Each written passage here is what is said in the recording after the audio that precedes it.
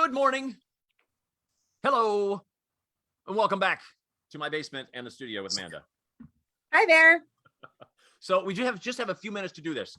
But I think this is one of the best lawsuits I have ever heard. We were talking about this earlier. There's a couple that went to an amusement park and slid down the slide.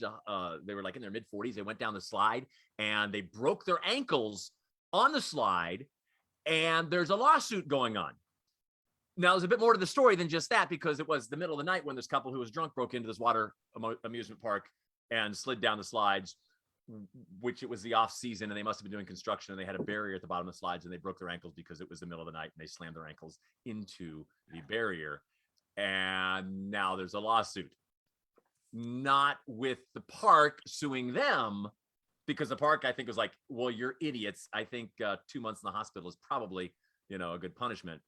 Right. Their hospital bills is probably a good punishment. Well, right, exactly. Instead, the best part of this, it is the couple who slid down the slide in the middle of the night is suing the amusement park because they say there was not proper security enforced to stop people from breaking in to a place where they weren't supposed to be. And so they're suing them for not having security guards, better fencing, and a better security system to stop them from being drunk, breaking in and going down the slide. Who is the lawyer representing them? I mean, seriously. That is the best lawsuit ever. I mean, it really is. I almost hope they win, just because it would just be awesome, because we could go.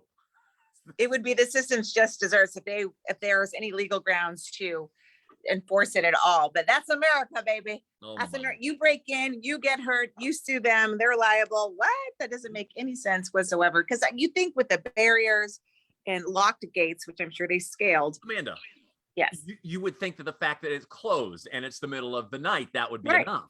Sure. You would think that my front door's locked and you took a rock and broke through the window, it would be enough. Which, by the way, true story. Friends of mine in Oklahoma, she came home and heard a crash, and this was in the dark. It was 11, 12 o'clock at night. Her crash, and she grabbed her gun.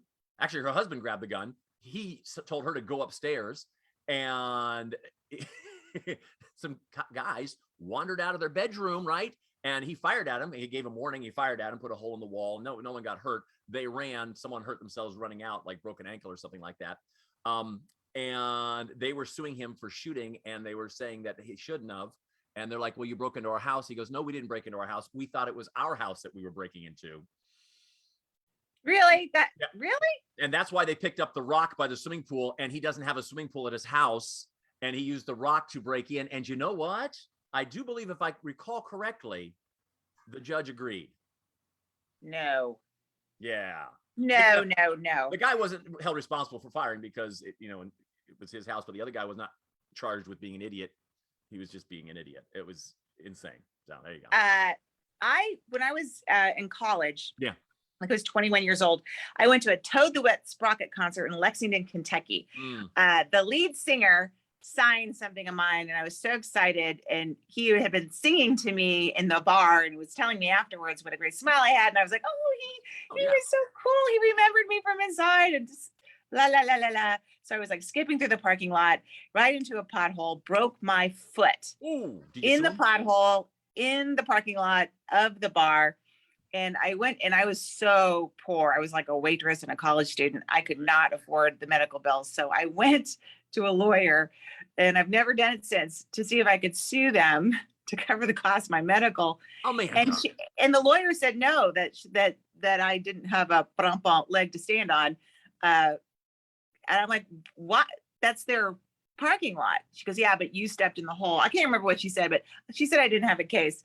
And so I find it really preposterous that cases like that, or like this amusement park, that anybody would even take the case. That's crazy. Right. Isn't it crazy? It's insane.